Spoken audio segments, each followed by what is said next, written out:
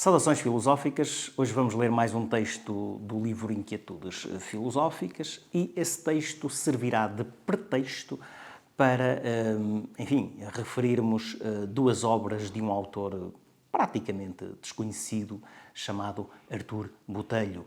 Artur Botelho nasceu em 1883, faleceu em 1940 e, enfim, deixou algumas coisas escritas, sendo que duas dessas obras temos aqui e vamos falar um pouquinho sobre elas. Relativamente ao texto, então, vamos proceder a essa leitura. O texto refere-se à obra principal de Artur Botelho, que é precisamente a Europíada.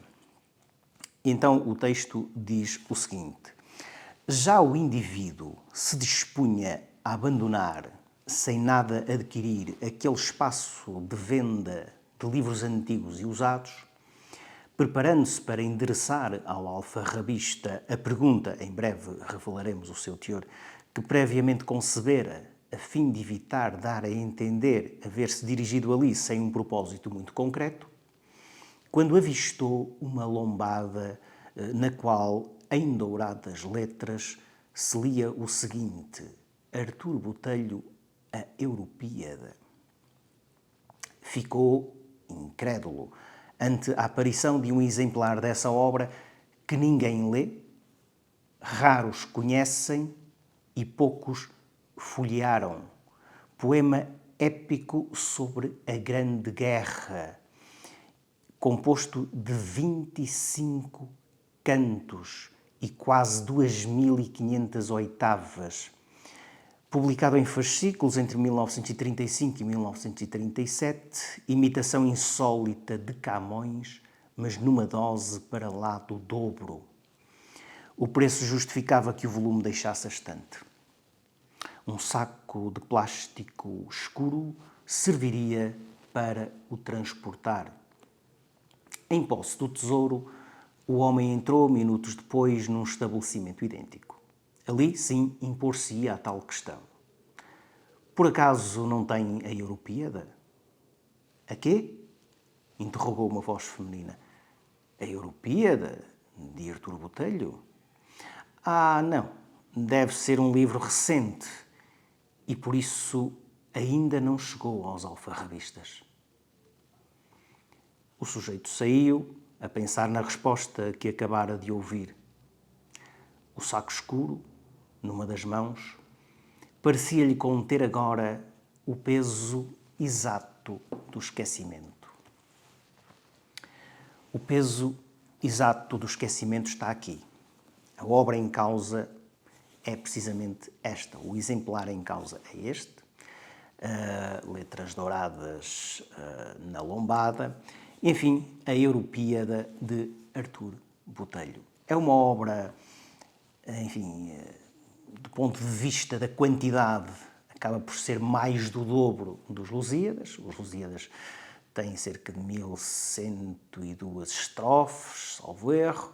Neste caso são cerca de 2.500. 2.500 estrofes.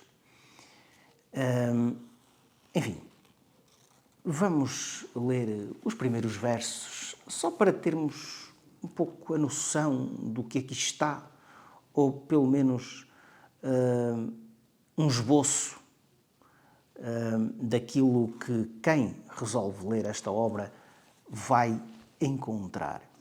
Então, Artur Botelho escreve o seguinte: eu canto a Grande Guerra, que no mundo correu como um tufão de fogo insano. Das altas regiões do céu profundo às entranhas da terra e do oceano. E os seus chefes de gênio mais fecundo, que vibrando num alto ideal humano, tiveram a sublime e ingente glória de levar tantos povos à vitória.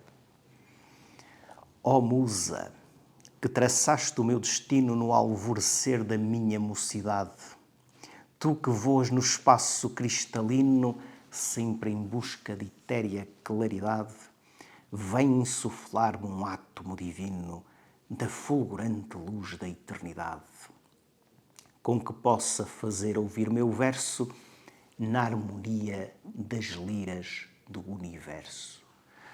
Bem, isto parece até bem escrito, embora não traga grande novidade do ponto de vista estilístico, e de resto uma obra destas escrita no século XX parece um pouco fora de moda, parece um pouco deslocada.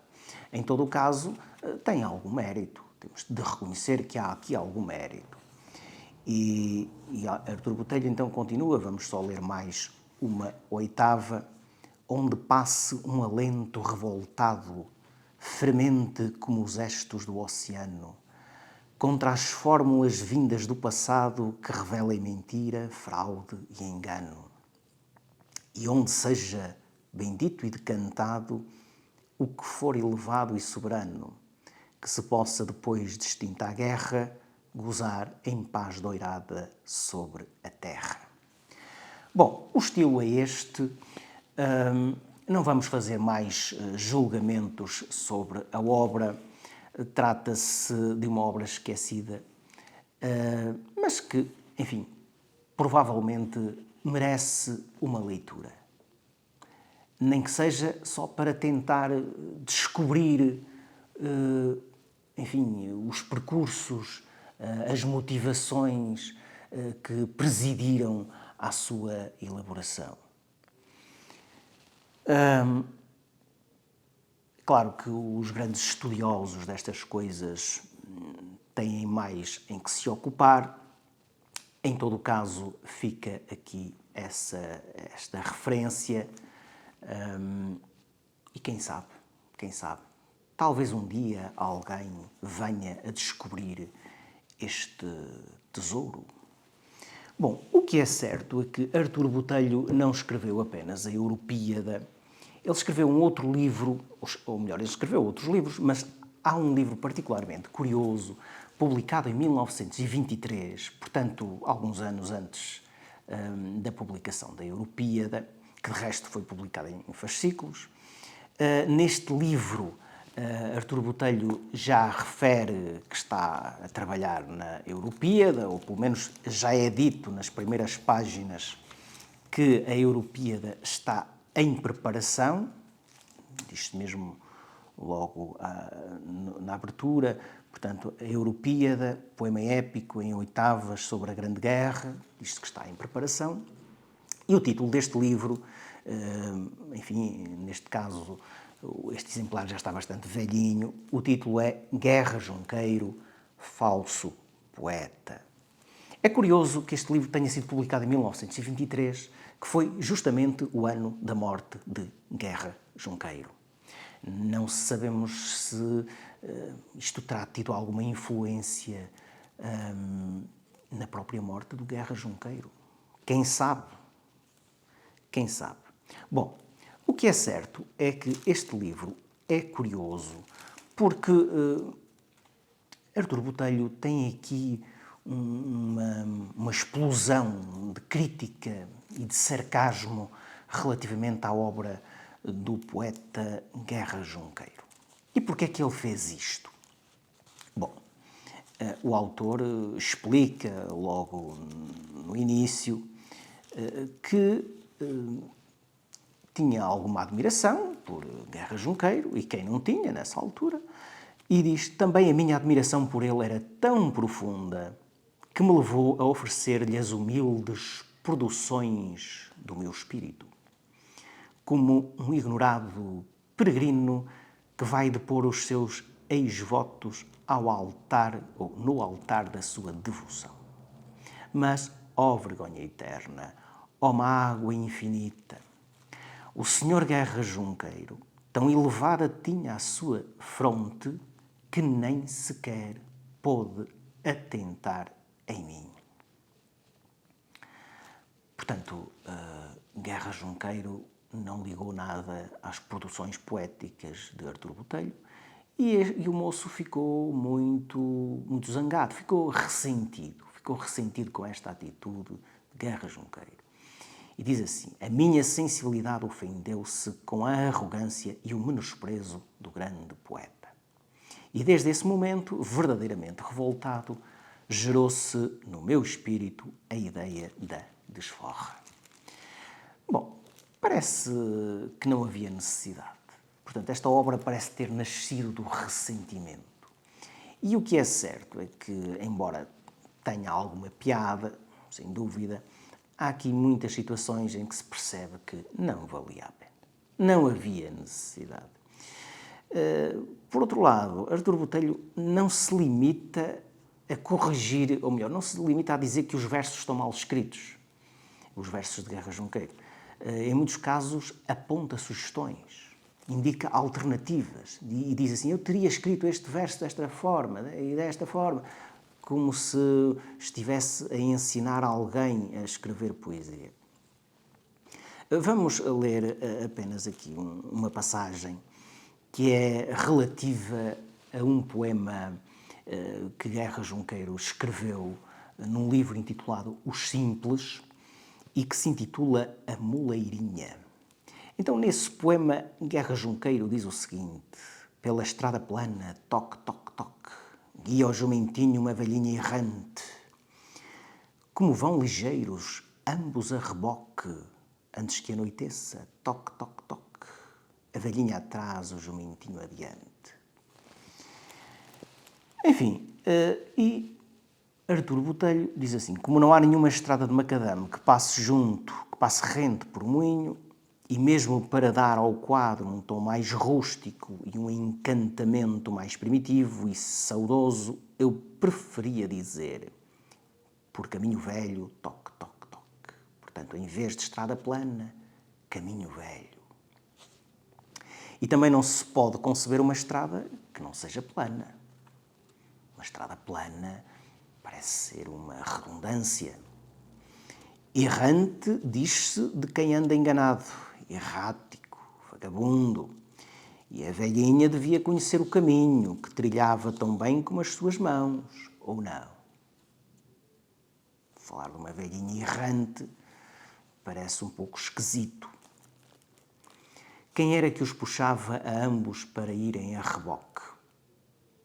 Note-se que no poema é dito que vão ligeiros ambos a reboque. Isso só podia admitir-se para o burro, se a velhinha lhe fosse a puxar pela arreata. Em rigor, só o burro é que iria a reboque. E quem conta 80 anos, a velhinha tinha 80 anos, não se mexe com essa desenvoltura, por já ter andado muito e não estar para novas folias nem maçadas.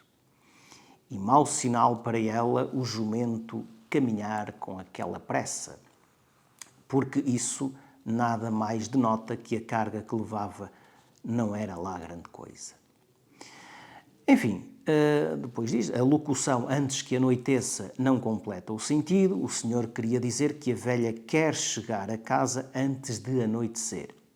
E julgou que a frase, como vão ligeiros, bastava para dar a entender isso. Enganou-se. Enfim, o tom é este. Trata-se de um livro curioso, embora se perceba que, enfim, o ressentimento que o motivou não é propriamente algo que possa engrandecer o autor. De resto, Artur Botelho acabou por ficar mal visto, por ficar mal na fotografia, por ter publicado este livro. E o que é certo é que a obra de Guerra Junqueiro talvez não tenha sido beliscada com toda esta crítica. Hoje já ninguém lê Artur Botelho. Guerra Junqueiro também é um poeta muito esquecido. A glória dos poetas passa e o mundo é isto. E por hoje é tudo. Ponham um like, partilhem o vídeo, subscrevam o canal, deixem também os vossos comentários e até à próxima.